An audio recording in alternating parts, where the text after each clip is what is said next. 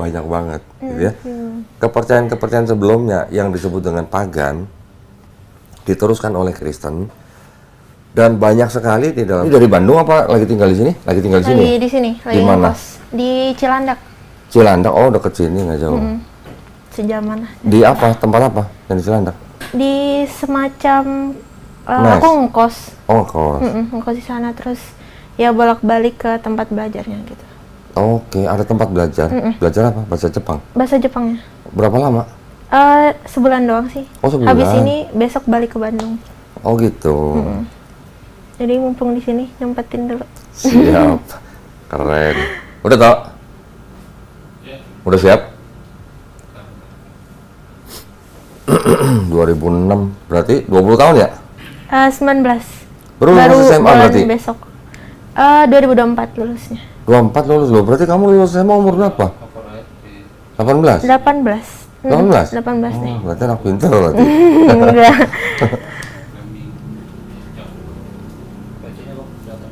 Hah? Yang menghubungi Suci berarti Tia sendiri? Oke. Aku sendiri. Taunya dari IG? YouTube Oh, biasa. YouTube.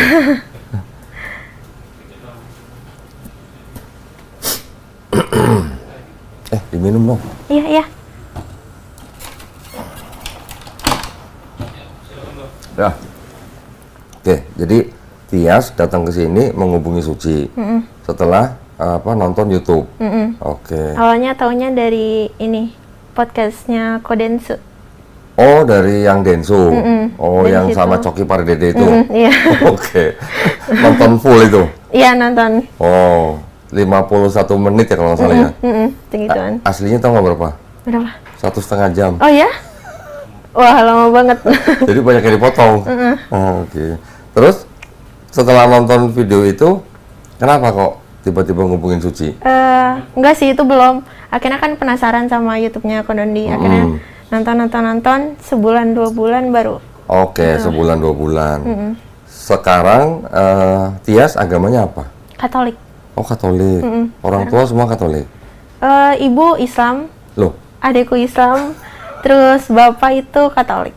oh gitu. Mereka nikahnya dengan cara apa orang tua? Kayaknya Islam deh. Oh, kayaknya Islam.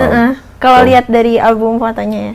Oke. Kayaknya Islam. Terus setelah menikah, papanya kembali ke agama Katolik itu atau gimana? Nah, itu aku masih belum tahu. Nggak tahu. Belum tanya-tanya juga. Tapi udah lama berarti papanya Katolik? Udah, dari lahir papa. Kalau mama tuh sebenarnya pernah masuk Katolik juga kan, karena ikut papa. Oh gitu. Asalnya Islam, terus masuk Katolik, karena nggak tahu kenapa kira Islam lagi gitu. Oke, cuman nggak tahu masuk Islamnya apa namanya setelah nikah atau sebelum nikah ya? Masuk Islamnya waktu kayaknya waktu aku SD deh. Oh, berarti setelah nikah udah punya anak baru kembali Islam. Berarti kemungkinan besar nikahnya Katolik dong kalau gitu. Enggak sih Islam. Soalnya dulu aku Islam. Dulunya Waktu maksudnya waktu kecil. Oh, belajar gitu, belajar Islam. Iya, ngaji gitu biasa. Ngaji juga. Terus Tias masuk Katoliknya umur berapa? Kayaknya waktu itu asalnya kan aku tinggal di Sumedang. Terus balik pindah ke Bandung itu kayaknya kelas 1 SD deh. Baru di situ aku pindah Katolik. Karena ngikut bapak, mama juga ikut bapak di situ bareng-bareng. Oh, mama juga ikut ke Katolik waktu Tias 1 SD. Asalnya juga mama Islam. Terus pindah ke Bandung Katolik. Terus mama masuk Islam lagi tapi aku tetap di Katolik gitu. Oke. Tapi papa mama sekarang masih hidup bareng kan? Masih kan? Ini banyak yang begini nih. Iya. Bener, banyak yang begini. Belum lama kemarin juga anak muda begitu. Orang tuanya juga udah pisah, nikah lagi, beda agama lagi gitu. Iya. Berapa saudara? 2. Tias nomor? 1. Nomor 1. Adiknya juga Islam. Islam adekku. Terus? Ke bawah mama. Oh, ke bawah mama. Tapi ada nama baptisnya dia Maria.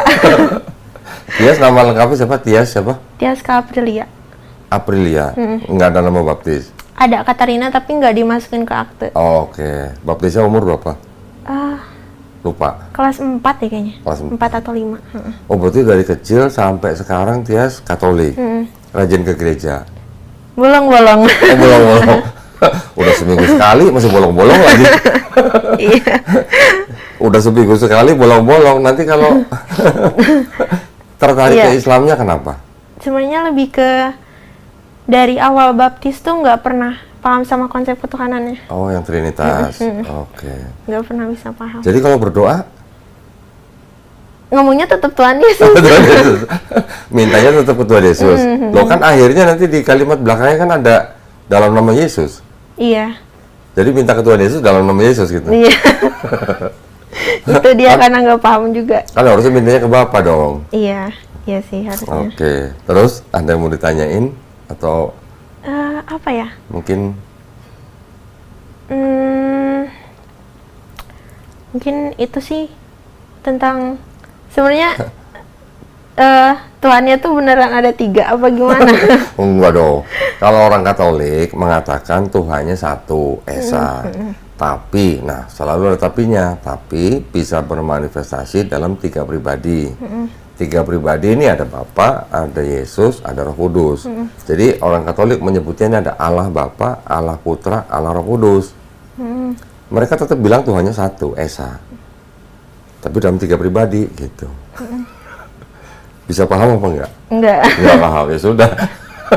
Jadi mereka katekisasinya bilang Bapa itu Tuhan, Putra itu Tuhan, Roh Kudus itu Tuhan, tapi bukan 3 Tuhan, tapi 1 Tuhan.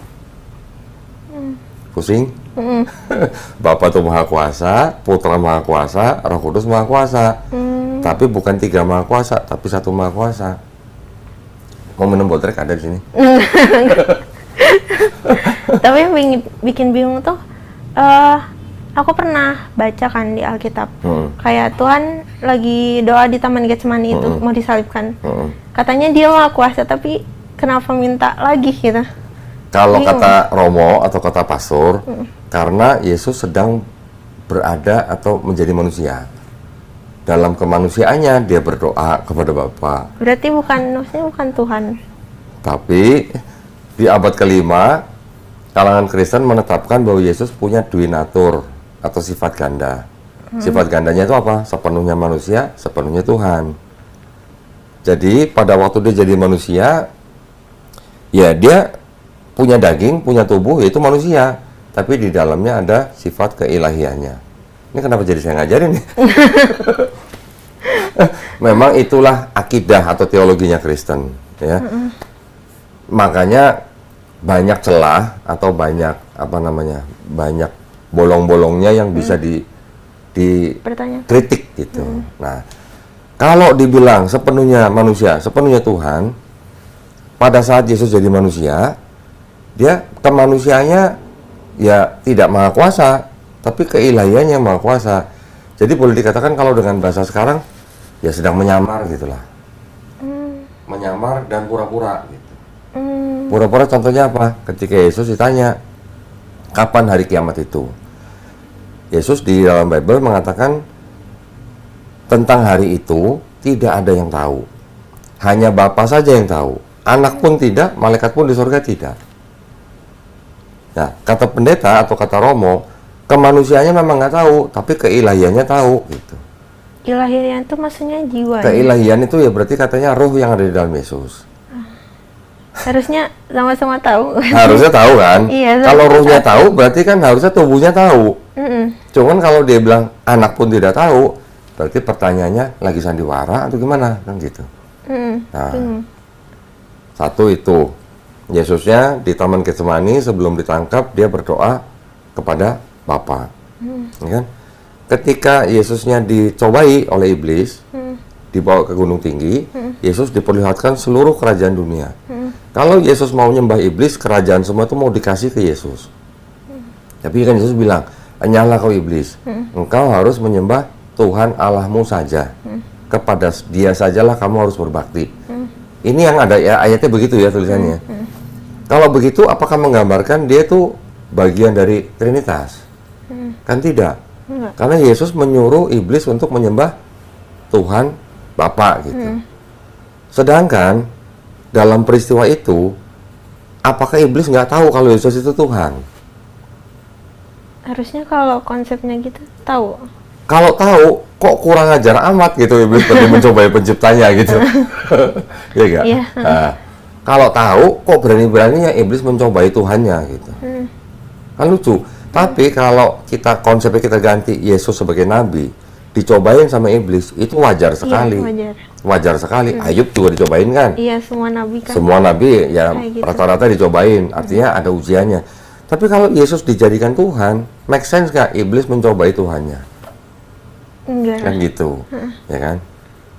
Terus kalau Yesus dibilang Tuhan juga dalam bentuk manusia dan orang Katolik bilang Tuhannya satu, ketika Yesus dibaptis, ingat ada ceritanya? Iya. Yesus dibaptis di mana? Di Sungai Yordan. Sungai Yordan. Ketika Yesus berada di Sungai Yordan, Roh Kudus turun dalam bentuk apa? Firman bukan ya? Burung. Oh, burung merpati. Burung merpati. Di langit ada suara, inilah anakku yang kukasihi, gitu kan? Orang berpikir itu suara Bapa. Iya dong. Siapa lagi kan? Iya. Suara Bapa mengatakan inilah anakku yang kukasihi, kepadanya lah aku berkenan, kan gitu. Ada Yesus di Sungai Yordan, ada Roh Kudus burung merpati, ada suara di langit. Secara mental picture aja, berapa Tuhannya? 3. Mau bilang 1. Satunya gimana? Ada Yesusnya, ada burung merpati, ada suara di langit. Mau bilang satunya gimana caranya? Mekanismenya. Iya. Gitu kan? Kalau cuman antara Bapa dan Yesus diceritakan, oke, itu perwujudan. Itu pun nggak bisa disebut Trinitas. Trinitas kan harus ada Bapa, ada Yesus, ada Roh Kudus. Tapi kalau muncul bersamaan, istilahnya orang sekarang bilang nongol bareng gitu. Gimana bilang satu Tuhannya? Iya. Gitu ya nggak? Di apa namanya? Di nalar sehatnya manusia, mental picture-nya apa? Yesus itu seorang pemuda ganteng, rambut gondrong, mata biru, hidung mancung, jenggotnya rapi gitu ya. Orang bule. Orang bule. Taunya orang bule kan? Roh Kudus taunya burung merpati. Bapak mereka ada yang menggambarkan seorang kelihatan seperti orang yang sangat tua, jenggotnya panjang sekali sebagai sosok Bapa di sorga. Itu kan mental picture manusia. Bagaimana menggabungkan ketiga-tiganya itu menjadi satu Tuhan? Itu yang nggak bisa dipahami gitu. Makanya kalau sudah lari ke arah yang lebih dalam, pendeta atau romo akan bilang apa? Imani saja. Nggak bisa. Gitu kan? Akhir-akhirnya mereka akan bilang itulah misteri Tuhan. Misteri. Kenapa misteri? Karena sebenarnya konsep kekristenan dengan Trinitas itu adalah mengikuti agama-agama misteri sebelumnya. Agama-agama misteri sebelum Kristen itu banyak. Di Sumeria ada menyembah dewa yang triad, Anu, Enlil, Ea. Di Persia ada menyembah triad juga, dewa Aharu Mazda, Mitra, Anahita. Di Babilonia juga ada Trinitas, menyembah dewa yang triad, yaitu siapa? Namrus, Tamrus, Semiramis. Nanti di India ada Brahma, Wisnu, Siwa. Di Mesir ada Osiris, Isis, Horus gitu. Model-model seperti itu sudah ada sebelum Kristen. Jadi ngambilnya dari itu. Meneruskan gitu. Oh. Meneruskan dengan sosok yang berbeda gitu. Nah, ada cerita, dibuat cerita Yesus begini-begini, disalib, bangkit hari ketiga, diangkat menjadi Tuhan. Baru Yesus dan Bapa nih, ditambahin lah di abad 4 ada Roh Kudus. Supaya sama gitu, semuanya triad gitu. Triad itu 3 tapi 1, 1 tapi 3. Dari mana juga? Ada pemikiran-pemikiran di filosofi Yunani, seorang filsuf namanya Aristoteles mengatakan sesuai dengan perkataan orang-orang Pitagoras, tahu Pitagoras? Tahu. Segitiga, Iya. ya kan? Sesuai perkataan orang-orang Pitagoras, alam semesta ini dibatasi dengan 3, awal, tengah, akhir. Kami menggunakan hukum ini untuk menyembah dewa-dewa kami. Jadi kekristenan itu boleh dikatakan kombinasi antara filosofi Yunani dan paganisme. Paganisme itu adalah kepercayaan yang begini. Di alam semesta ini, setiap elemen alam semesta itu punya penguasa. Langit penguasanya siapa? Dewa siapa? Laut penguasanya dewa siapa? Gunung penguasa dewa siapa? Atau bumi di dalam tanah ada penguasa dewa siapa? Nanti udah lagi dewa cinta, dewi cinta, dewa perang dan segala macam kan. Iya. Itu adalah konsep, pernah dengar politeisme tahu? Belum sih. Politeisme artinya kepercayaan yang percaya Tuhan itu banyak. Poli. Oh, Kalau monoteisme tahu kan? Tuhannya satu. Tuhannya satu. Monoteis. Monoteis artinya kepercayaan Tuhan itu cuma satu. Tapi ada lagi kepercayaan disebut dengan henoteis. Pernah dengar? Belum. Henoteis artinya mereka apa? Mereka percaya ada Tuhan yang supreme, yang utama, tapi di bawahnya dia ada Tuhan-Tuhan yang lebih rendah daripada dia gitu. Oh. Oke?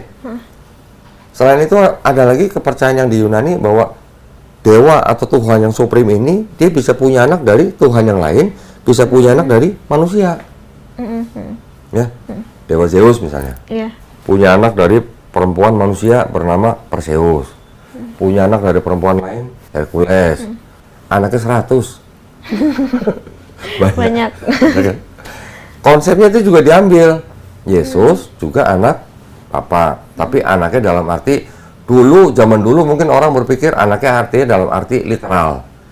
Karena Yesus dilahirkan dari Maria melalui Roh Kudus. Gitu kan?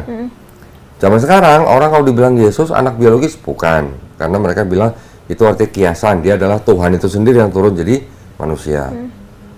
Sebenarnya dia itu cuman firmannya saja yang turun jadi manusia, inkarnasi katanya.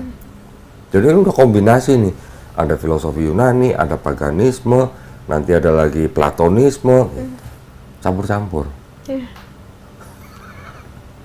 Banyak banget, gitu ya. Kepercayaan-kepercayaan sebelumnya yang disebut dengan pagan diteruskan oleh Kristen, dan banyak sekali di dalam Kristen itu atribut atau apa ya namanya, ibadah atau ritual yang mengikuti ritual-ritual pagan sebelumnya.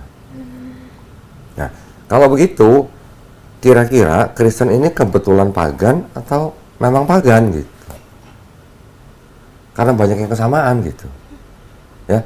Tapi kekristenan kan ketika mereka sedang baru-baru ada, mereka berusaha bagaimana caranya meyakinkan orang-orang di sekitarnya yang tadinya percaya dengan pagan bahwa Kristen ini bukan pagan, bahwa Kristen ini Tuhan tetap satu, tapi bisa manifestasi dalam 3 pribadi. Ujung-ujungnya konsepnya sama dengan sebelumnya. Dulu orang Kristen menyebut mereka orang pagan, tapi mereka tidak sadar mereka juga sebenarnya pagan gitu. Iya. Nah, kira-kira gitu sejarahnya. Karena sejarah Trinitas aja itu tidak 10-20 tahun, ratusan tahun. Dari abad pertama timbul Kristen, ya, baru ditetapkan Yesus itu punya hakikat yang sama dengan Bapa baru tahun 325. Kalau dianggap Yesus diangkat tahun 30 Masehi, 325 ke 30 udah berapa tahun? Ke 300 tahun. Baru tahun 381 Masehi di Konsili Konstantinopel ditetapkan Roh Kudus juga punya hakikat yang sama dengan Bapa. Barulah 381 jadi Trinitas. Ada Bapa, Putra, Roh Kudus. Kalau 325 Masehi baru Bapa dan Putra. Tapi kenapa Roh Kudus tiba-tiba ditetapin jadi masuk 3 Trinitas itu? Oke, karena bisa jadi karena yang sebelum-sebelumnya kan 3. Oh. Ini baru 2 nih, kurang 1 nih. Siapa lagi? Berarti mereka yang bikin gitu. Nah, baru di 381 Roh Kudus dijadikan person yang ketiga atau pribadi yang ketiga. Udah jadi nih Trinitas nih ya, belum selesai karena masih banyak kelompok-kelompok yang tidak setuju dengan Trinitas. 431 di kota Efesus, 431 Masehi ditetapkan Maria itu Theotokos, bunda penghantar Tuhan ke bumi, bukan Tuhan. Ya, Bunda Maria, Bunda Marianya. Tapi bukan Tuhan, tapi dia hanya penghantar Tuhan ke bumi. Kenapa ada konsili Efesus? Karena ada orang-orang Kristen yang di tempat lain ada yang menyembah Maria sebagai Tuhan. Ada kelompok Mariamite, ada kelompok Koliridianisme. Gitu. Itu ditetapkan bidat gitu. Tahu bidat kan? Kalau orang Katolik pasti pernah dengar bidat. Pernah dengar. Sesat gitu. Iya. Ya kan? 451 Masehi di kota Kalsedon dibuat lagi konsili. Yang tadi saya bilang, Yesus punya sifat ganda. Sepenuhnya manusia, sepenuhnya Tuhan. Atau 100% manusia, 100% Tuhan. Baru tahun 553 bikin lagi konsili di Konstantinopel. Yang kedua nih. Bagaimana memisahkan sifat ganda Yesus tanpa meninggalkan Kristus. Pusing-pusing. Udah mulai pusing pasti. Iya. Bagaimana memisahkan sifat ganda Yesus tanpa meninggalkan Kristus. Nah, bikin lagi konsili di Konstantinopel yang ketiga, tahun 681. Yesus punya satu kehendak apa dua kehendak? Dua. Sebagai Tuhan nih. Dua. Kenapa dua? Karena ketika di Taman Getsemani, Yesus bilang, kalau bisa, lalukanlah cawan ini daripadaku. Tapi bukan kehendakku yang jadi, tapi kehendakmu yang jadi. Kan gitu. Makanya sampai dibuat konsili itu kayak begitu aja. Konsili tahu kan, muktamar, rapat besar gitu. Bikin lagi konsili di Nicea. Konsili Nicea kedua tahun 787 Masehi. Bagaimana orang Kristen menyembah Yesus sebagai ikon. Ya, jadi dari 325 sampai 787 berapa tahun? 300-an. 400 tahun lebih kan? 400 tahun lebih hanya untuk membentuk teologinya Kristen. Setelah itu konsili-konsili yang diadakan yang lain itu tentang manajemen gereja. Nah, itu sampai tahun kira-kira 451 abad ke-5, Kristen sudah mulai pecah. Ada Kristen Timur. Sekarang kita kenal mungkin ada Kristen yang apa ya, Nestorian atau apa. Yang abad ke-5 ini Kristennya itu sudah kuat, sudah digandeng sama Romawi, sehingga Kristen itu disebut dengan Kristen patriarki, dipimpin oleh bapak-bapak gereja pada saat itu. Abad 5 baru di tahun 1054 abad 11 Masehi ini pecah Katolik dan Ortodok.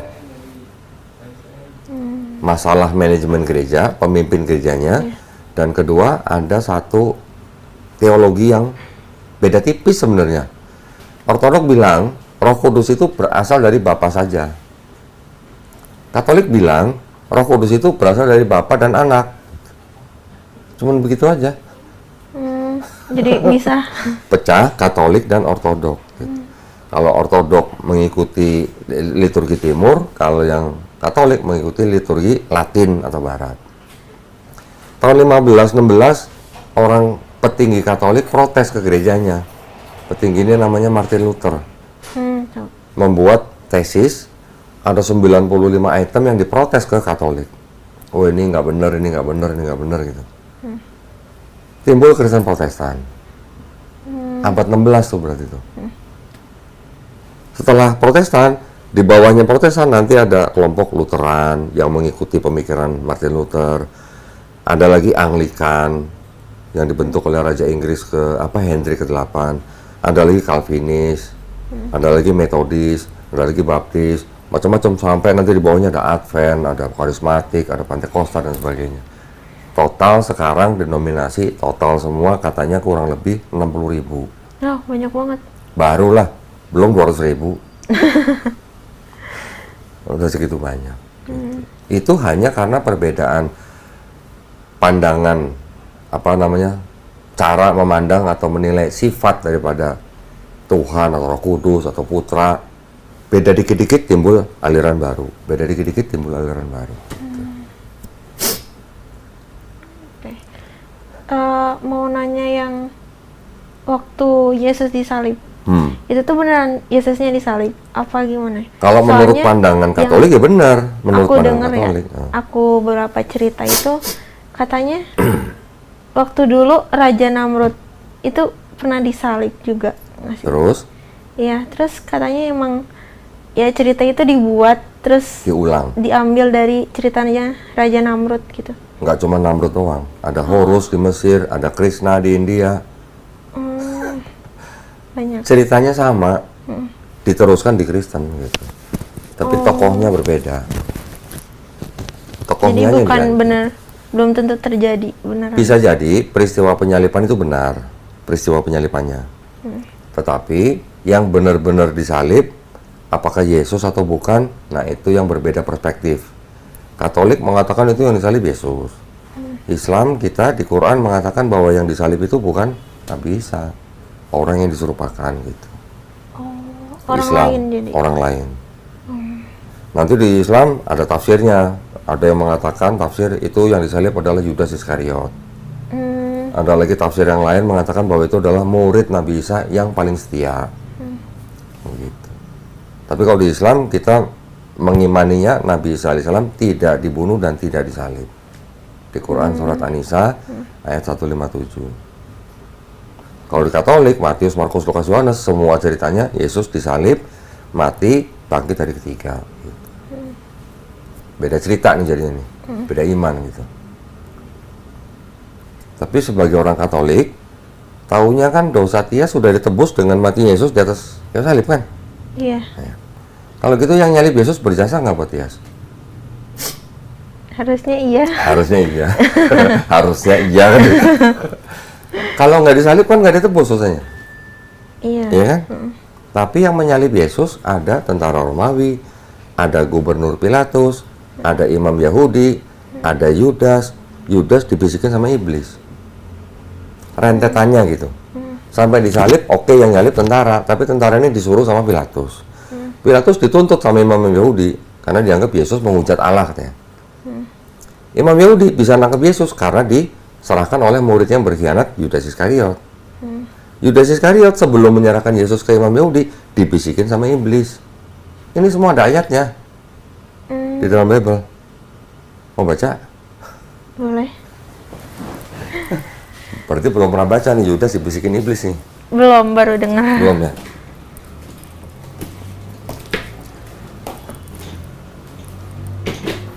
Ini koper keramat nih. Nah, iya sering lihat. Sering kali ya.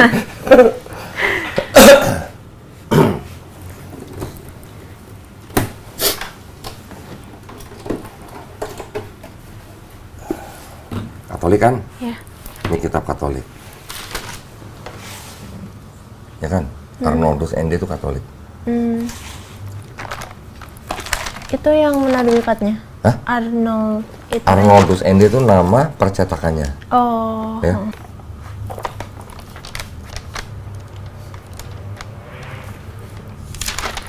Tolong baca Yohanes pasal 13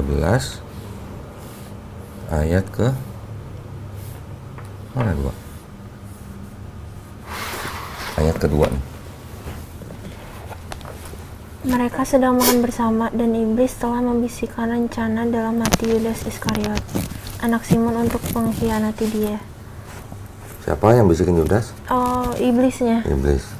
Berarti tentara Romawi, Pilatus, imam Yahudi, Yudas Iskariot, dan iblis buat orang Katolik berjasa nggak? Iya. Kalau berjasa harusnya masuk surga, masuk neraka. Tapi iblis kan. Tapi ada iblis nih. Harusnya kalau berjasa buat menebus dosa Tias, harusnya mereka masuk surga, masuk neraka.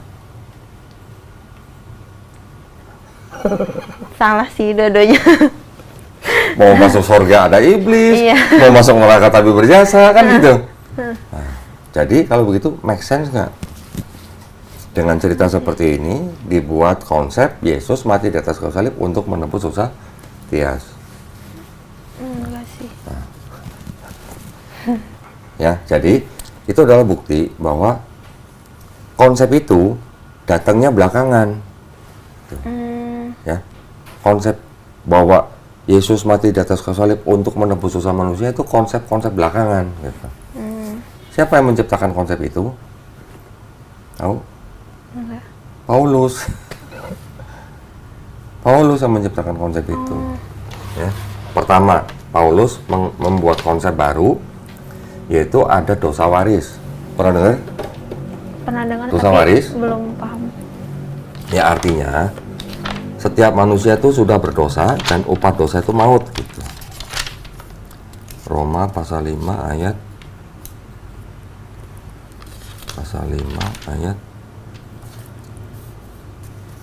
12. Roma pasal 5 ayat 12. Sebab itu sama seperti dosa telah masuk ke dalam dunia oleh satu orang, Dan oleh dosa itu juga maut. Demikianlah maut itu telah menjalar kepada semua orang, karena semua orang telah berbuat dosa. Jadi Tias dulu waktu lahir sudah buat dosa waris. Baru lahir. Baru lahir tuh, kalau begitu bacanya kan setiap manusia berarti udah buat dosa waris. Iya. Jadi kalau ada bayi lahir 3 hari meninggal, kira-kira menurut Tias masuk surga masuk neraka? Kalau udah ada dosa, neraka. Tega bener kan? Adil nggak Tuhan? Bayi belum tahu apa-apa kok bisa-bisanya meninggal masuk neraka. Iya. Mau masuk surga bawa dosa, gimana ceritanya? Gitu kan? Make sense nggak gitu? Makasih. Oke? Terus konsepnya Paulus lagi.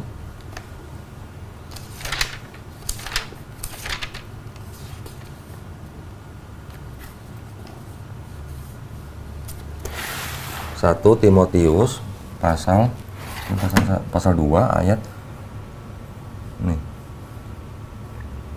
15. Perkataan ini benar dan patut diterima sepenuhnya. Kristus Yesus datang ke dunia untuk menyelamatkan orang berdosa, dan di antara mereka, akulah yang paling berdosa. Akulah tuh siapa? Paulus. Timotius itu tulisan Paulus. Oh. Ya, di sini Paulus menciptakan gagasan baru atau ajaran baru bahwa Yesus itu datang untuk menyelamatkan manusia yang berdosa. Bentar. Terus ada lagi di Galatia.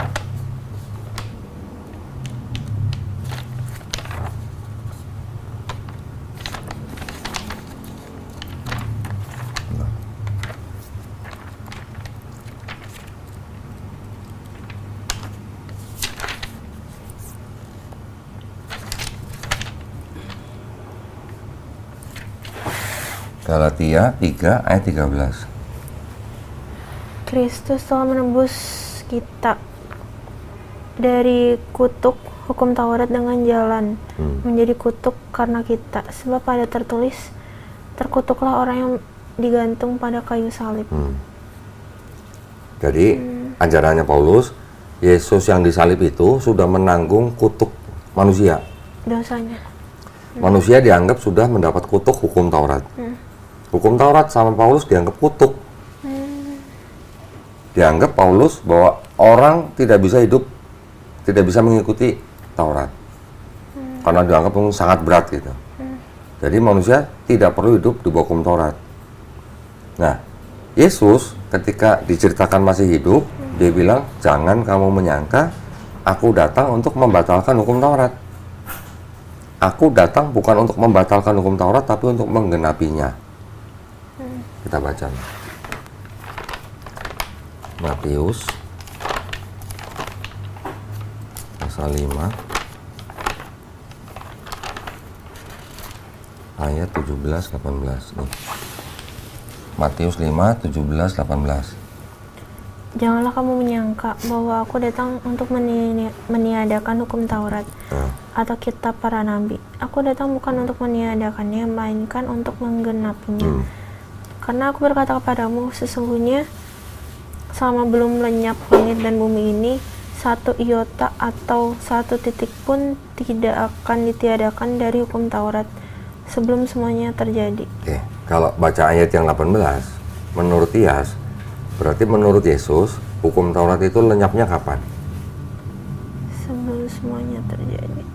Kayaknya kiamat. Kiamat, betul. Karena ada kata-kata, selama langit dan bumi belum lenyap, satu titik atau satu iota dari hukum Taurat tidak akan dihilangkan. Betul kan? Berarti berlaku sampai kiamat kan, kalau begini. Nah, tapi kata Paulus, Efesus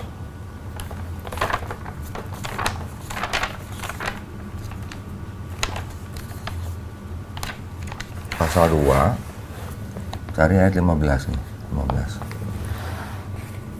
Sebab dengan matinya sebagai manusia, ia telah membatalkan hukum Taurat dengan segala perintah dan ketentuannya untuk menciptakan keduanya menjadi satu manusia baru di dalam dirinya. Dan dengan itu mengadakan damai sejahtera. Yesus bilang, jangan kamu menyangka aku datang untuk membatalkan Taurat. Yesus bilang lagi, selama langit dan bumi belum lenyap, hukum Taurat tidak akan lenyap, gitu kan? Paulus bilang, Yesus yang mati sebagai manusia itu sudah membatalkan Taurat. Beda ya. Boleh nggak saya bilang Paulus memfitnah Yesus? Karena Yesus tidak pernah bilang, aku nanti akan mati di atas kayu salib untuk membatalkan Taurat. Tidak ada ayat begitu. Kalau Paulus bilang Yesus yang mati sebagai manusia itu di atas kayu salib itu sudah membatalkan Taurat, berarti bisa nggak dibilang Paulus memfitnah Yesus? Bisa jadi. Bisa jadi. Jadi kan, walaupun Paulus mengaku mendapat wahyu dari Yesus. Paulus ketika melakukan perjalanan ke kota Damsyik untuk mengejar pengikut Yesus, di tengah perjalanan dia mengaku melihat cahaya, mendengar suara. Kisah Para Rasul pasal 9. Saul, Saul, mengapa engkau menganiaya aku, gitu. Itu menurut Paulus itu suara Yesus. Kemudian di surat-surat Paulus mengaku dia mendapat wahyu dari Yesus. Tapi kalau dia mengajarkan sesuatu yang berbeda dengan Yesus, gimana kita melihatnya? Yesusnya waktu hidup lupa ngajarin atau Yesusnya pelin-pelan? Enggak, bukan Yesus yang pelin-pelan sih. Nah, atau yang diterima atau sama Paulus, yang dilihat dan didengar sama Paulus, bukan Yesus yang ngajarin ini, gitu. Bisa jadi. Bisa jadi, gitu. Jadi kan ada perbedaan antara ajaran Yesus dan ajaran Paulus. Kalau begitu, orang Kristen atau Katolik yang sekarang seperti Tias, ini sebenarnya pengikut Paulus atau pengikut Yesus? Paulus nih. Paulus. Jujur ya.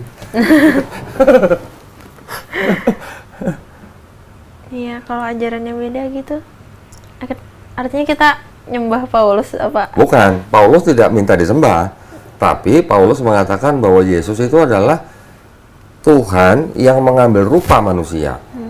Berarti Kristen yang sekarang seperti Tias ini adalah pengikut Paulus, penyembah Yesus. Ajarannya Paulus gitu. Iya, ajarannya ajaran Paulus, tapi mengajarkan untuk tidak hidup di bawah hukum Taurat dan untuk menyembah Yesus. Kalau Yesus, ajarannya untuk menyembah siapa? Tadi waktu dicobain iblis, nyuruh iblis nyembah siapa? Sembahlah Tuhan Allahmu. Berarti kan Bapa. Yesus tidak pernah selama hidup ngomong sembahlah aku, gitu, nggak ada. Gitu. Nah, caranya masuk surga gimana nih menurut Yesus dan Paulus? Ini kan harus tahu nih. Menurut orang Kristen dan Katolik, kalau mau masuk surga harus percaya Yesus sebagai Tuhan kan? Karena ada ayatnya. Ini ajaran Paulus. Ada di Roma pasal 10 ayat 9. Roma 10:9. Sebab jika kamu mengaku dengan mulutmu bahwa Yesus adalah Tuhan dan percaya dalam hatimu bahwa Allah telah membangkitkan Dia dari antara orang mati, maka kamu akan diselamatkan. Nah, betul kan begitu? Percayanya harus mengaku dengan mulutnya bahwa Yesus adalah Tuhan dan percaya dalam hati bahwa Yesus sudah dibangkitkan dari antara orang mati, baru selamat. Betul? Kalau ajarannya Yesus gimana? Biar masuk surga.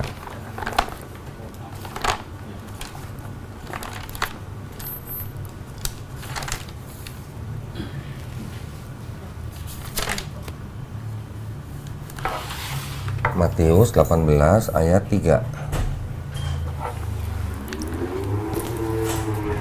Lalu berkata, aku berkata kepadamu, sesungguhnya jika kamu tidak bertobat dan menjadi seperti anak kecil ini, kamu tidak akan masuk ke dalam kerajaan surga. Apa? Rumusnya apa? Bertobat. Nah, jadi kata Yesus apa? Kalau tidak bertobat, tidak masuk surga. Berarti kalau disederhanakan, bertobat masuk surga. Betul? Beda nggak sama Paulus? Iya. Dia suruh percaya aja. Kalau Yesus lagi ngomong begini, ini anggap aja perkataan Yesus ya. Ini kan perkataan, dianggapnya perkataan Yesus. Kalau Yesus lagi ngomong begini, ada orang Israel lewat, dia dengar Yesus ngomong gitu, dia berdosa, terus kemudian dia bertobat, besoknya mati, orang itu kira-kira masuk surga, masuk neraka? Masuk surga. Masuk surga kalau bertobat kan. Tapi ketika dia mati masuk surga, Yesus belum disalib. Jadi sebenarnya Yesus perlu nggak disalib untuk nebus dosa orang yang bertobat itu? Enggak sih. Kan enggak gitu maksudnya. Ya kan? Cukup jelas? Jelas. Ajaran Yesus dengan ajaran nabi-nabi sebelumnya sama nggak? Itu yang harus kita cek kan. Sekarang saya pakai ini. Karena di sini nggak ada perjanjian lama nih, jadi saya pakai ini. Saya bukan ya.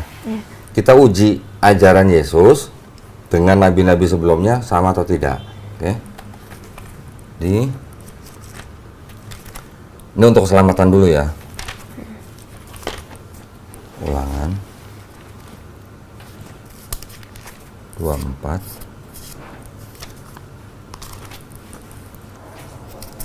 ayat 16. Ulangan 24:16.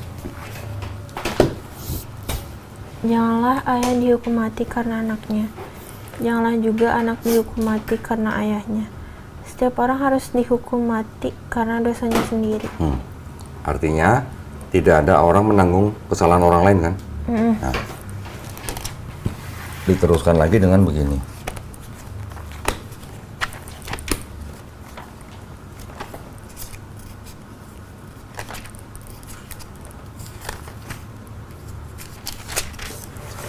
Yehezkiel 18, 20, dan 21.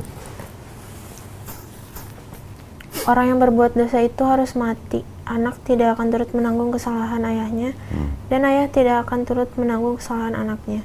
Orang benar akan menerima berkat kebenarannya, dan kefasikan orang fasik akan tertanggung atasnya.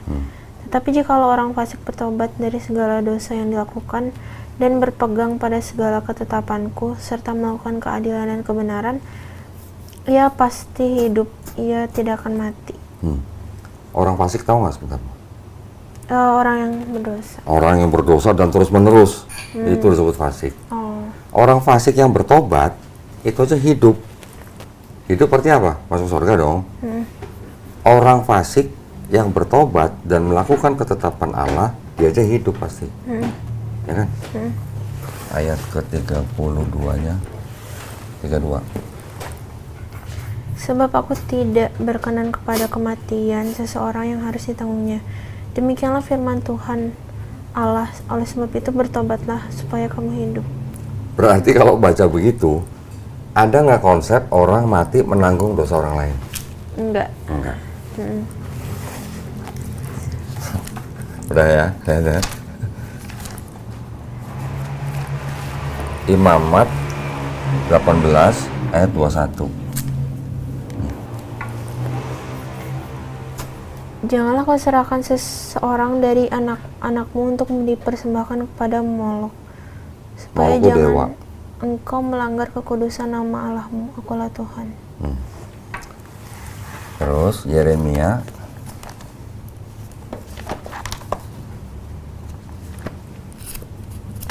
32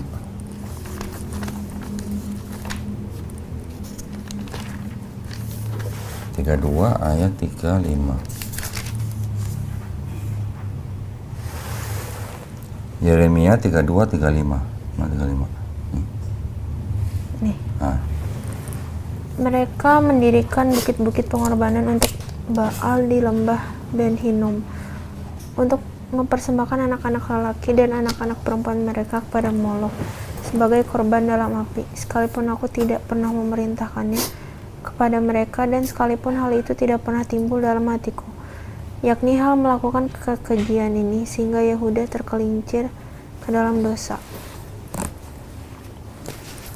Tuhan, yang disebut Tuhan yang Maha Esa itu jijik dengan manusia yang mempersembahkan anak-anaknya untuk dewa Molok. Tuhan juga tidak menerima kematian orang yang menanggung dosa orang lain. Berarti kan nggak ada konsep orang menanggung dosa orang lain. Betul kan? Ada di Yesaya lagi.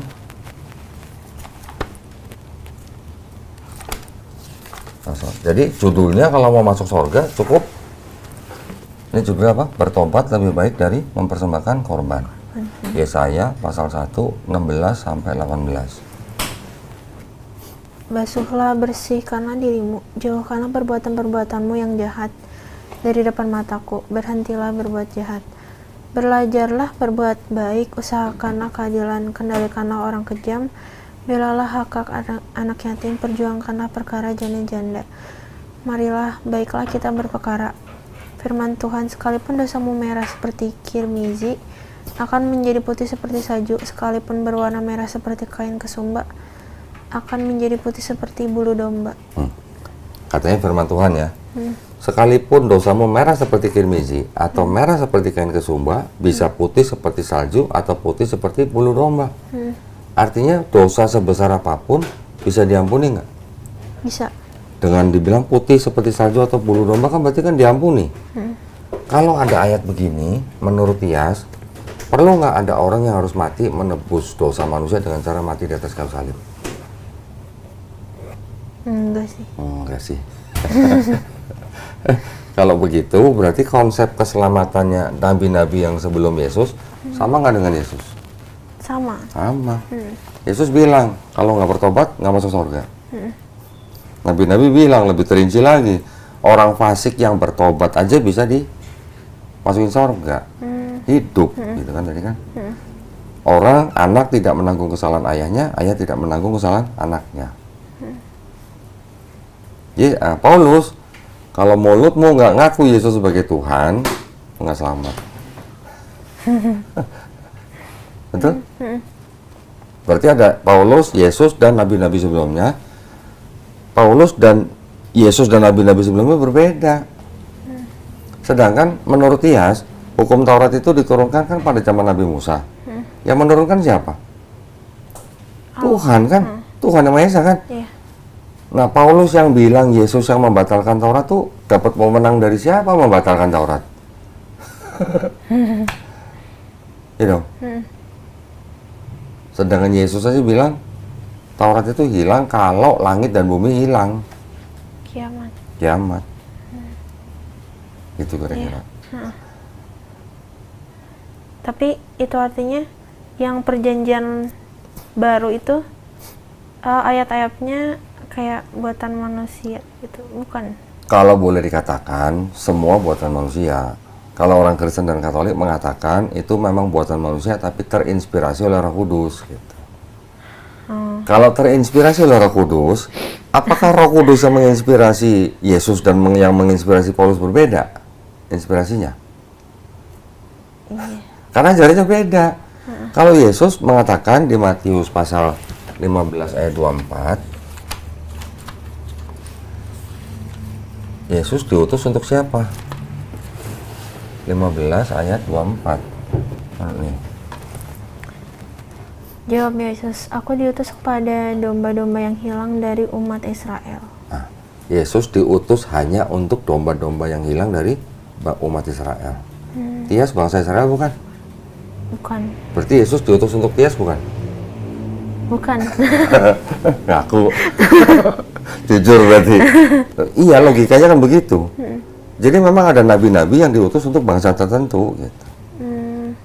Nah, kalau Tias bukan bangsa Israel, berarti Yesus tidak diutus untuk Tias. Terus kenapa Tias ngikutinnya malah ajaran orang lain gitu, ajaran Paulus gitu. Iya. Kalau orang Kristen dan orang Katolik mengaku pengikut Yesus, harusnya hidup di bawah hukum Taurat nggak? Iya, harusnya. Iya dong. Kalau saya pengikut Yesus, berarti saya hidup di bawah hukum Taurat. Hukum Taurat itu apa aja? Wudu, sholat, nggak boleh makan babi, ada zakat atau perpuluhan, perempuannya pakai kerudung, kan gitu. Itu bagian daripada hukum Taurat.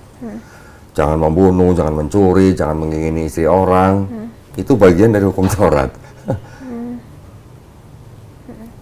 Ngikutin nggak Kristen?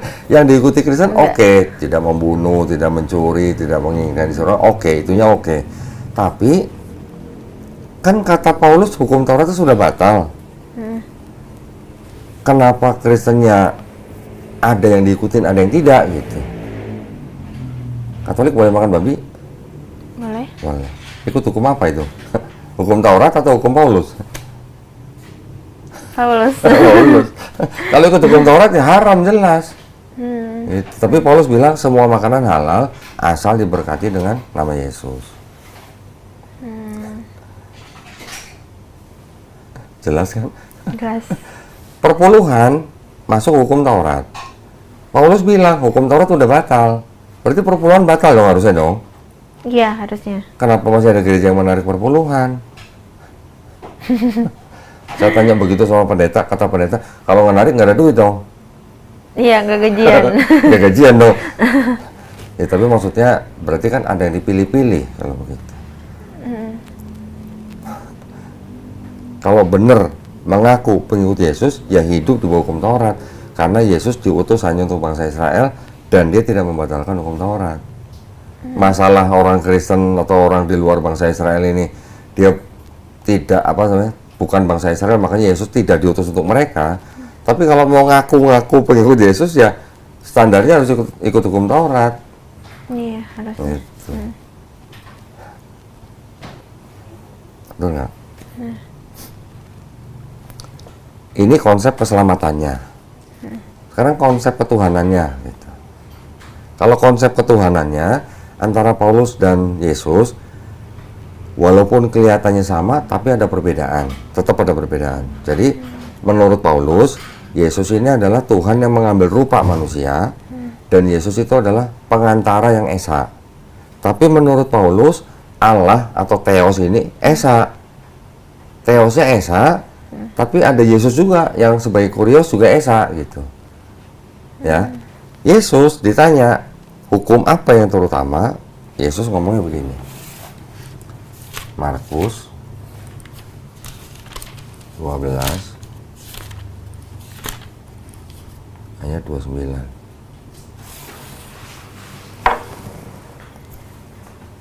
Jawab Yesus, hukum yang terutama ialah, dengarlah hai orang Israel, Tuhan Allah kita, Tuhan itu Esa. Bandingkan dengan ajaran Nabi Musa yang dianggap ajaran Nabi Musa nih di Ulangan 6 ayat 4. Dengarlah hai orang Israel, Tuhan itu Allah kita, Tuhan itu Esa. Sama nggak? Sama. Sama. Berarti ajaran Nabi Musa dan ajaran Yesus sama. Sema Israel dan Adonai Elohenu, Adonai Ehad. Sama dong? Di Islam, di Quran surat Al-Ikhlas ayat pertama, bunyinya apa? Qul huwallahu ahad.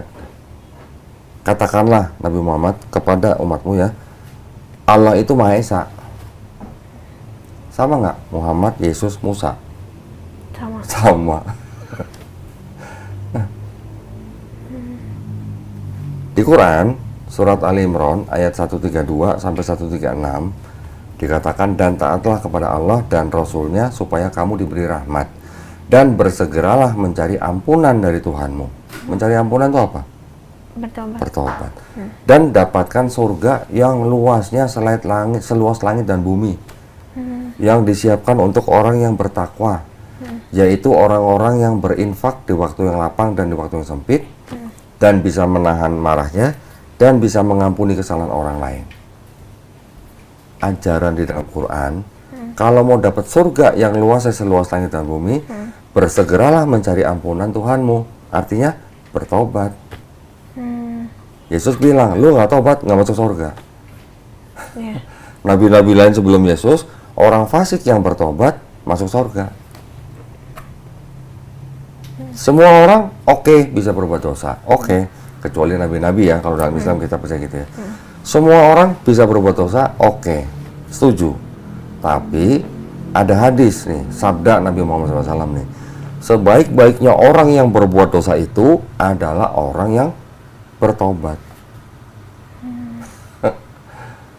Oke, berbuat dosa, tapi selama orang itu masih hidup, orang itu masih dibukakan pintu tobat yang sebesar-besarnya, seluas-luasnya. Kalau dia mau bertobat, dia tidak mengulangi lagi kesalahannya, dia tidak mengulangi lagi dosanya, dia beramal soleh seperti tadi di sini, mengurus janda-janda, membela hak anak yatim, dia masuk surga. Dosa seperti merah kirmizi putih seperti salju. Dosa merah seperti kain kesumba akan putih seperti bulu domba. Di Islam juga begitu. Orang yang bertobat bisa menahan amarah, memaafkan kesalahan orang lain, beramal soleh, disediakan surga yang mengalir sungai-sungai di dalamnya, di bawahnya. Surganya seluas langit dan bumi. Berinfak itu kan nanti juga beramal soleh. Gitu. Jadi konsep ketuhanannya sama, Musa dan nabi-nabi dan Yesus dan Nabi Muhammad SAW. Konsep keselamatannya juga sama. Mau masuk surga, bertobat. Paulus gimana? Percaya. Mulutmu harus ngaku Yesus Tuhan kalau mau selamat. Kalau gitu Ayatnya dosa ada. kayak buat dosa aja, tinggal percaya aja langsung dihapus. Iya, dengan cara percaya Yesus sebagai Tuhan dan sudah dihidupkan dari antara orang mati, baru kita selamat. Ya walaupun Kristen melakukan melakukan tindakan di dalam Bible-nya, orang Kristen tuh kebanyakan adalah orang baik. Saya berani ngomong gitu. Keluarga besar saya juga Kristen, orang-orang baik. Tapi nggak tahu menyembah Tuhan yang benar seperti apa gitu. Karena ajaran Paulus. Namun begitu, mungkin karena ajarannya Kristen itu boleh dikatakan bagus, bahkan sangat bagus, karena ada sisipan-sisipan penguasa pada saat itu. Jadi akhirnya tidak bisa diterapkan di kehidupan sehari-hari, terutama dalam masyarakat. Contoh, pernah dengar kan tadi kan ngomong kan kalau ditampar pipi kanan kasih Kiri. pipi kiri. Pernah cobain? Belum. Mau cobain? Enggak. Kenapa enggak? Kenapa enggak? Kalau itu ajaran di sini, kenapa nggak mau cobain? Pernah dengar kasihilah musuhmu? Pernah. Nah, punya musuh nggak? Yang nggak suka sih ada. Oh, nggak suka. Nggak berani bilang musuh, cuma bilang nggak suka gitu ya. Tapi iblis musuhnya manusia bukan? Iya pasti. Gimana caranya ngasih iblis? Gimana caranya mengasihi iblis? Iblis kan musuh kita. Nggak bisa sih. Nggak bisa sih. Ya kan? Bisa nggak kasihilah musuhmu, dan kalau ditampar pipi kanan kasih pipi kiri, masuk ke dalam sistem pengadilan? Nggak adil. Nggak bisa. Nggak bisa. Itulah makanya maksud saya, bisa jadi ajaran seperti itu, ya walaupun dianggap itu ajaran Yesus, tapi bisa jadi itu adalah sisipan dari penguasa pada saat itu. Contoh ya, anggaplah saya penjajah Belanda. Saya datang ke bangsa Indonesia waktu itu yang belum merdeka. Hasil buminya saya ambil, kan saya jajah, ya kan? Habis itu saya kasih kitab, baca ya, kasihilah musuhmu. Musuhnya bangsa Indonesia siapa waktu itu? Belanda. Belanda. Udah hasil buminya diambil, suruh baca kitab, kasihilah musuhmu. Gimana ceritanya? Nggak adil. Itu maksudnya. Dan kitab Kristen ini juga bisa dibongkar pasang. Bongkar pasang gimana? Contoh misalnya saya penjajah. Saya menjajah sebuah daerah di mana di daerah itu orang-orangnya orang yang berkulit hitam. Saya kasih kitab, tapi isinya udah saya kurang-kurangin supaya mereka baca, dan setelah mereka baca mereka tidak berontak gitu. Pernah lihat Bible begitu? Belum. Mau lihat? Boleh.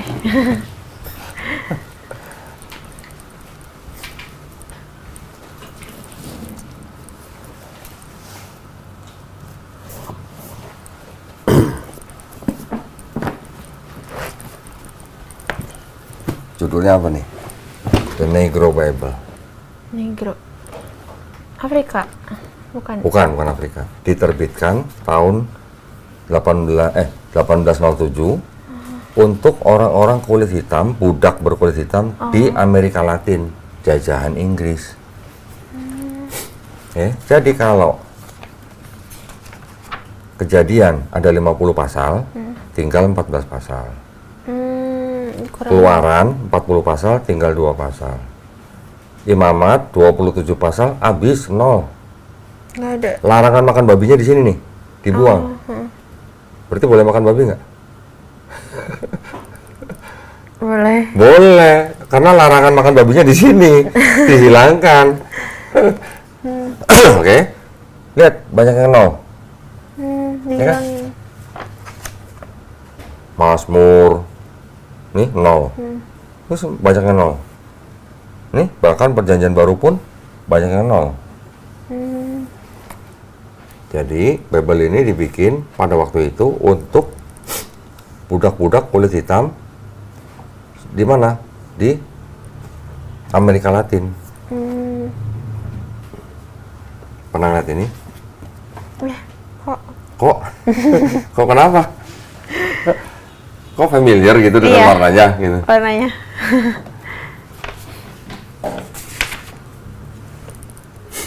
Oh, ada yang nerbitin kayak gini. Bible ini memang untuk kalangan LGBT. Oh, ada juga. Jadi Bible ini disebut Queen James Bible berdasarkan Bible King James Bible, diedit untuk mencegah misinterpretasi terhadap kalangan homofobik. King James Bible itu adalah kitab yang dalam bahasa Inggris yang diterbitkan tahun 1611. King James itu adalah raja Inggris, ya. Ya walaupun dia punya istri, tapi dia juga seorang gay. Makanya sama teman-teman gaynya dia disebut Queen James, bukan King James. Ada di bawah nih, ada di bawah lah, tapi susah ngambilnya. Ya, tapi mereka bilang kan diedit, ya, untuk mencegah misinterpretasi kepada kalangan homofobik. Ngaku mereka, apa yang dirubah? What we change. Ayat-ayatnya ada nih. Ini yang dirubah nih.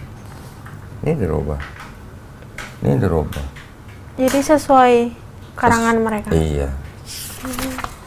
Nih dirubah. Nih. Nih dirubah. Oh, banyak Nih banget. dirubah. Nih. Mereka ngaku ada yang dirubah untuk menghindari misinterpretasi terhadap kalangan LGBT. Bisa gitu. Berarti kan bisa dibongkar pasang kalau begini. Iya. Ada yang bisa dikurang-kurangin, ada yang dirubah-rubah. Untuk kalangan tertentu, gitu. Untuk kalangan yang berbeda. Gitu. Harusnya tetap asli sih. Ada kalangan Kristen yang lain yang menolak ini. Kristen-Kristen yang tidak setuju dengan LGBT menolak inilah. Pasti. Pasti. Mereka di depan mimbar kasih lihat ke jemaatnya. Ini Bible sesat kata gitu kan. Terus di depan jemaatnya ini dibuang tempat sampah. Ada yang begitu. Alirannya agak aneh. Berarti kan artinya kitabnya Kristen itu nggak ada yang ngawasin, nggak ada yang mengendalikan tentang pelestarian tulisannya. Keasliannya. Pelestarian tulisannya maksudnya. Oh. Ya kalau bisa dikurang-kurangin gimana? Bisa dirubah-rubah gimana? Kalau Quran bisa begitu nggak? Nggak bisa. Oh, belum ada sampai yang ngerubah. Bukan, maksudnya kalau Quran itu jutaan orang menghafal Quran. Oh. Ya, kalaupun ada perbedaan itu hanya cara bacanya aja yang beda. Tapi di seluruh dunia puluhan juta, ada yang bilang bahkan sampai di atas 100 juta orang menghafal Quran. Jadi ketika ada Quran, nggak usah kayak gini pasalnya dihilang-hilangin. Bacaannya atau tanda bacanya beda aja, satu aja, itu udah langsung diprotes. Langsung ditarik Qurannya yang salah itu. Nggak usah pasal yang dibuang. Ada satu ayat di Quran yang bacaannya berubah dikit aja, gara-gara tanda bacanya salah atau beda, tarik. Ketat banget. Ketat banget. Ada lembaganya khusus di seluruh dunia ada yang mengawasi tentang penerbitan Quran. Jadi makanya di Indonesia atau di seluruh dunia maksud saya, semua Quran itu kebanyakan pasti ada bahasa Arabnya. Ada bahasa Arabnya, nanti ada yang ada terjemahannya. Tapi belakangan juga ada Quran yang hanya terjemahan, ada juga tidak ada bahasa Arabnya, ada, tapi sedikit lah. Saya juga punya satu. Di Indonesia juga sekarang ada yang menerbitkan.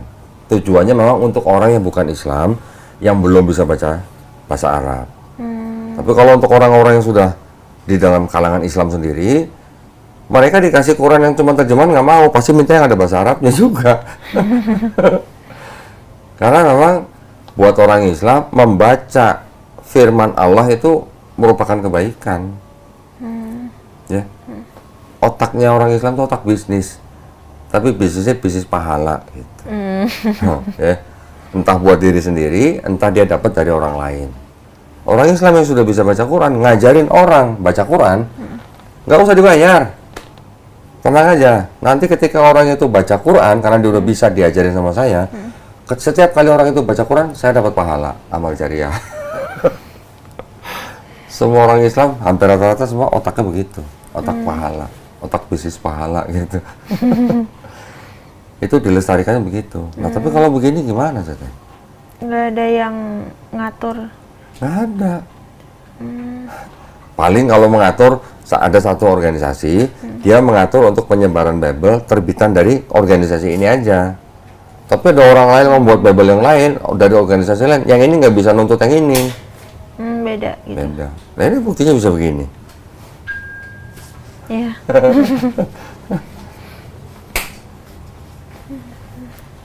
Oke. Ada yang mau bertanya lagi? Itu azan ya? Asar ya? Kita tunggu azan sebentar ya. Iya.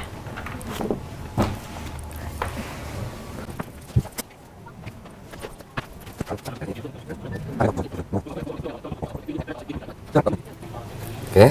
Tias, ada yang bertanya lagi? Udah cukup. kayaknya. Cukup? Jadi, artinya sekarang Tias gimana? Mau memeluk Islam atau gimana? Iya.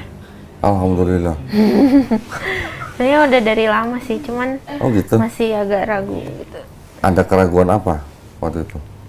Apa ya? Mungkin karena keluarga juga. Keluarga. Pastilah ya, kalau urusan keluarga ya. Banyak yang harus dipertimbangkan di sini. Iya, Ya. pasti. Tapi, Sekarang udah oke. punya kemampuan sendiri. Oke, tapi sekarang mamanya Tias sudah tahu kalau Tias mau masuk Islam? Belum. Belum. Papanya? Belum. Belum juga. Kira-kira kalau mereka tahu apa yang akan terjadi? Harusnya sih nggak apa-apa, karena keluarga mama juga Islam semua. Kalau pihak mama pasti nggak apa-apa. Tapi kira-kira dari papa? Papa sih harusnya nggak apa-apa, karena sepupu aku semuanya Islam. Itu? Cuma bibi, paman itu Katolik. Oke. Oke. Tapi mudah-mudahan sih setelah ini, walaupun misalnya nanti ngasih tahu orang tua bagaimana, misalnya ada kesulitan, jangan takut, ada kita di sini. Kita bisa bantu. Iya. Oke? Tapi dengar-dengar kan tadi bilang mau ke Jepang. Ya. Pintar berarti ini. Enggak juga sih. Habis Modal masuk bahasa Islam, doang. habis masuk Islam langsung ke Jepang gitu. Tapi di Jepang nanti itu maksudnya di bawah company gitu ya perusahaannya. Iya. Nah, saya sangat-sangat menyarankan karena di Jepang tidak mayoritas Islam. Jadi untuk melakukan ibadah Islam di sana juga harus mungkin ada kesulitan. Cari komunitas orang-orang Islam di sana, ya. Sudah ada kok. Di kota apa? Tokyo. Wah, Tokyo. Sudah ada. Walaupun mungkin masih jarang, tapi harusnya ada komunitas Islam di sana. Ya, cari supaya ketika hari libur bisa ikut kajian atau ikut berkumpul dengan orang Islam di sana. Ya. Oke, kalau memang sudah artinya mantap untuk memeluk Islam, saya menyarankan untuk bersyahadat pakai kerudung, boleh ya? Boleh. Boleh ya? Itu ada cermin di sini, boleh dilihat before and after. Coba perhatiin. Ada ceput nggak, Ci? Ada kerudung empuk.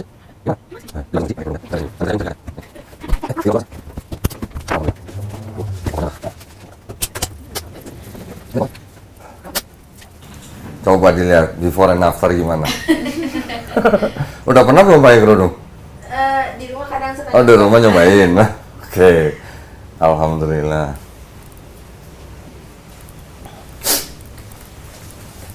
Mic-nya dipakai lagi ya.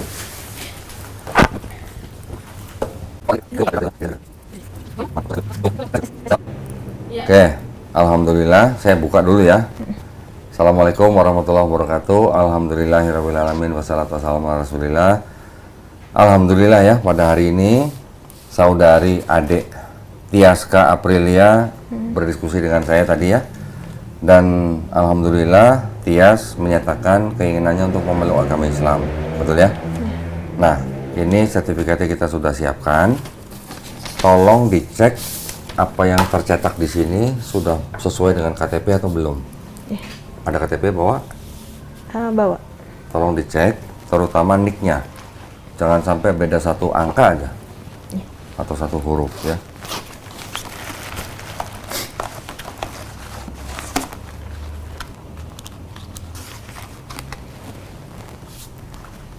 Nama, nick, alamat.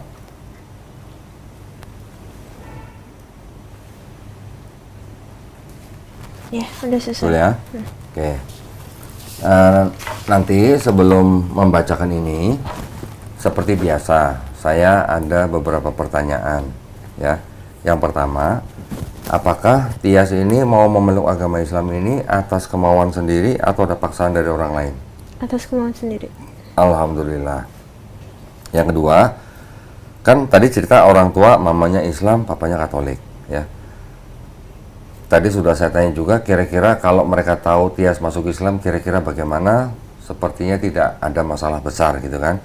Tapi kalaupun ada penolakan atau tantangan atau ya istilahnya dari keluarganya menolak, Tias boleh menjawab tapi harus dengan cara yang paling lembut, ya, terutama dari kalangan papanya. Dan saya juga menyarankan Tias, kalau sebelum ini Tias sudah sayang dan hormat kepada orang tua, mulai hari ini Tias harus lebih sayang, harus lebih hormat kepada orang tua. Ya. Yang ketiga, di dalam Islam ada syariat, setelah bersyahadat, ada sholat, ada zakat, ada puasa, ada naik haji jika mampu. Apakah Tias berjanji untuk berusaha sebaik-baiknya menjalankan syariat ini? Ya, berjanji. Alhamdulillah. Baik, kalau begitu sudah tidak ada yang menghalangi Tias untuk bersyahadat. Kalau sudah siap, Tias tolong baca ini dari mulai sini dengan menyebut nama Allah ya. Terus sampai sesungguhnya sampai Quran surat Ali Imran, dengan ini saya sebut nama, terus langsung ke agama sebelumnya aja. Dari sini baru ini sampai menyebut 2 kalimat syahadat baru kita syahadat. Ya. Oke? Kalau udah siap, silakan. Dengan menyebut nama Allah yang Maha Pengasih lagi Maha Penyayang, sesungguhnya agama yang diridhoi di sisi Allah ialah Islam. Quran surat Ali Imran ayat 19. Dengan ini saya Tiaska Aprilia, agama sebelumnya itu Katolik, dan kesadaran dan keikhlasan sendiri tanpa ada paksaan dari siapapun, di hadapan pembimbing dan para saksi, saya telah melepas agama semula, dianut dan selanjutnya memeluk agama Islam dengan mengucapkan 2 kalimat syahadat. Oke, sekarang Tias, tangan kanannya jari telunjuknya ke atas ini, ya. Ikutin 2 kalimat syahadat yang akan saya ucapkan dalam bahasa Arab. Nanti kita lanjutkan dengan terjemahan bahasa Indonesia, ya. Bismillahirrahmanirrahim. Asyhadu alla ilaha illallah wa asyhadu anna Muhammadan Rasulullah. Aku bersaksi tiada sesembahan yang hak selain Allah. Dan aku bersaksi Nabi Muhammad adalah utusan Allah. Alhamdulillah, dia sudah muslim sekarang. Ya. Alhamdulillah. Alhamdulillah. Segala puji hanya milik Allah SWT. Ya. Alhamdulillah. Sebentar, saya ambilin bolpen. Tanda tangan di atas materai.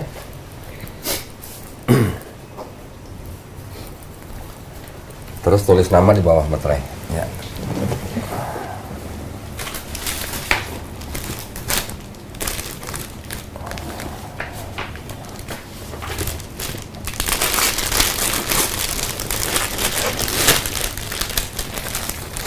Alhamdulillah.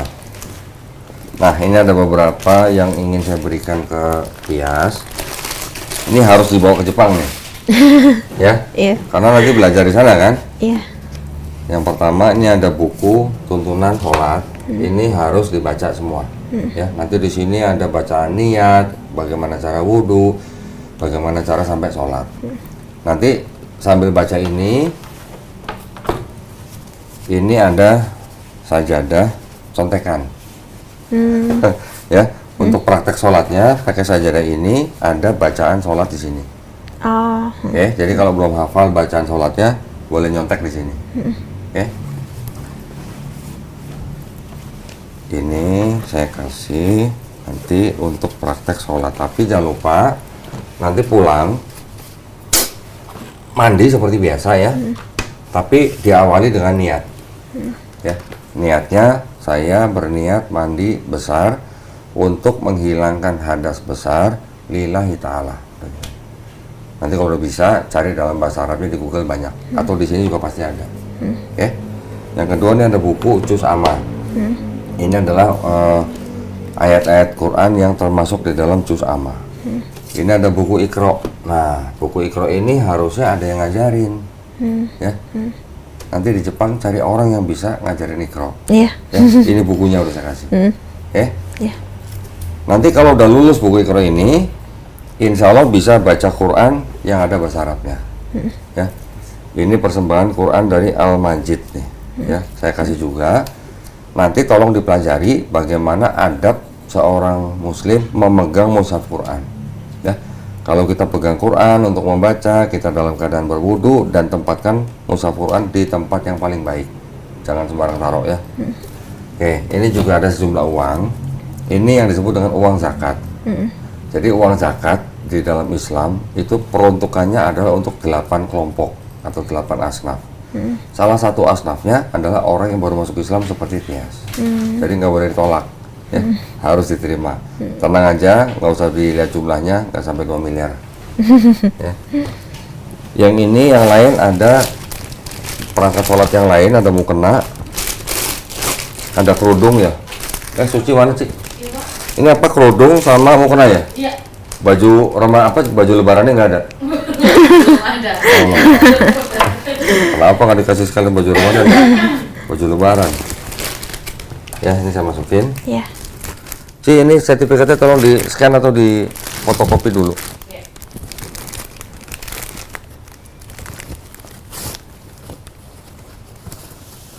Bawa ini hati-hati ya, ada Qurannya ya. Jangan sembarang taruh. Nah, ini sambil nunggu ini, ada yang pengen saya kasih tahu ke Tias begini. Di dalam Islam, kita memahaminya, setiap bayi yang lahir itu fitrah. Fitrah artinya apa? Muslim. Muslim artinya apa? Orang yang berserah diri kepada kehendak penciptanya. Ya. Ketika bayi itu nanti bisa jadi Yahudi, Majusi, Nasrani karena orang tuanya.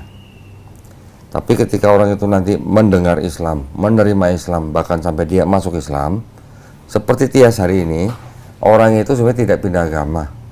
Orang itu sebenarnya kembali ke fitrahnya atau kembali menjadi Muslim. Ya. Dan kita juga memahami setiap orang yang bukan Islam memeluk Islam, dosa-dosanya orang itu dari mulai dia puber atau akil balik sampai dia bersyahadat, semua dosanya diampuni dan dihapuskan, termasuk dosa menyembah manusia. Ya. Tetapi kebaikan orang itu dari mulai puber sampai dia bersyahadat, semua kebaikannya tetap dicatat sebagai pahala kebaikan. Masya Allah, keren nggak tuh? Iya. Nggak ada yang nggak keren dari Islam. Semua keren. Ya, itu bukti Allah Maha Adil. Ya, dan karena dosanya Tias sekarang semua sudah diampuni, berarti sekarang Tias nggak punya dosa. Enak banget ya? Iya. Nggak punya dosa. Jadi karena nggak punya dosa, minta doa apa aja ke Allah, insya Allah cepat dikabulin. Ya, doain mamanya, doain papahnya, doain saudara-saudaranya, doain saya, doain teman-teman, doain penonton. Ya, biar semuanya kita di sini istiqomah dan husnul khotimah. Untuk papanya doain biar dapat hidayah. Oke? Buat penonton juga doain, yang masih punya utang biar cepat lunas, yang sakit biar cepat sembuh, ya. Yang belum dapat jodoh biar cepat dapat jodoh. Oke? Iya. Ada yang mau ditanya? Oh, udah Cukup. Nah, biasanya kalau orang bersyahadat di sini tuh kita cari waktu untuk belajar karena kita kirim guru privat. Tapi karena ini mau ke Jepang, tanggal berapa ke Jepang? 25. 25 bulan ini ya? Waduh, udah tinggal, masih cukup lah. 25. Gini. Mel, Cik, tolong nanti diatur, kirim gurunya. Belajarnya dari jam berapa sampai jam berapa? Online aja nggak apa-apa. Bisa kok. Oh, bisa online? Bisa. Nah udah, nanti gurunya nanti hubungin ya. Nanti belajarnya online ya. Oke. Oke. Ya. Berarti kalau online di Jepang juga bisa dong? Bisa. Oke, keren. Boleh. Ya. Tetap bisa belajar walaupun dari Jepang. Nanti kalau dari Jepang kabar-kabarin Suci. Iya. Ya. Oke. Maksudnya kabar-kabarin biar jangan lupa ngasih oleh-oleh gitu. Berapa tahun di sana? Kurang lebih 5 tahun. Lama juga ya. Iya. Kerjanya di bagian apa? Perawat. Oh, perawat. Perawat iya lansia di panti Loh, jompo. kamu sekolahnya kemarin apa? Kimia SMA-nya? industri. Apa? Kimia industri. Kimia industri mau jadi perawat. Berarti training dulu nanti di sana. Iya, pasti ada training di pantinya. Oke. Di sana banyak lansia sih ya. Iya. Kok kamu lari ke situ sih? Karena kemarin tuh mikir-mikir mau ke Jerman kan. Cuman kalau ke Jerman itu harus punya uang deposit 50 juta. Oke. Sedangkan nggak punya uang kan sekarang. Oke. Jadi ya udah ke Jepang aja dulu yang Oke. gampang. Itu kontrak 5 tahun. Ya, sebenarnya kontraknya setahun sekali. Cuman kayaknya rencananya 5 tahun di sana. Panjang. Oh, sekalian mau nyari jodoh di sono. Bilang Nggak aja tahu ya. gitu. Bilang aja gitu. Oke, mudah-mudahan semua dilancarin ya. Dimudahin ya. Amin. Dan alhamdulillah karena Tias hari ini sudah menjadi muslim, kita sama-sama berdoa ya, mudah-mudahan kita semua dijadikan golongan manusia yang beriman dengan apa yang sudah diturunkan Allah SWT melalui Rasulnya, dan insya Allah kita dijadikan golongan manusia yang menjadi saksi keesaan Allah SWT ya. Dan kita juga berdoa sama-sama supaya kita semua dijauhkan dan dilindungi dari api dan azab neraka. Ya. Baik, kalau gitu saya tutup. Hai. Ada yang mau tanya? Cukup? Udah cukup. Cukup ya? Ya. Masya Allah, alhamdulillah. Terima kasih banyak atas perhatiannya para pemirsa ya. Mudah-mudahan para pemirsa yang tadi menyaksikan Tias bersahadat juga mendapatkan pahala ya. Jangan mau kalah ya. Makanya harus nonton channel Donditan kalau mau dapat pahala. Waduh. Promosi ya. Baik, buat para pemirsa juga yang ingin mendukung perjuangan dakwah kami dengan salah satunya adalah pembinaan mualaf seperti Tias ini, dipersilakan mengirimkan ke Bank Muamalat dengan nomor rekening 3030 300 300 atas nama Yayasan Garda Mualaf Indonesia. Konfirmasi bisa ke Melisa 0896 30 300 300. Barakallahu fikum. Semoga partisipasi para pemirsa diterima di sisi Allah SWT sebagai amal jariah ya. Amin ya rabbal alamin. Baik, kalau gitu kita pamit undur diri. Wabillahi taufiq wal hidayah. Wassalamualaikum warahmatullahi wabarakatuh. Sekali lagi selamat ya, Tias ya. Ya. Ada Terima kasih. apa-apa nanti dengan keluarga jangan lupa, jangan sungkan kasih tahu kita. Oke. Oke? Ya. Kalau untuk ganti KTP-nya berarti nggak bisa buru-buru ya? Ya, soalnya pasportnya udah bikin. Oke, Itu nggak apa-apa. semuanya. Informasi kita aja. Ya? Ya. Baik, alhamdulillah. Terima kasih, tolong diterima. Hati-hati Terima bawa. kasih. Ya. Dari teman, karena sering lihat teman sholat, sering lihat teman Saya ngaji. pergi dari rumah, saya udah bulatkan hati untuk masuk ke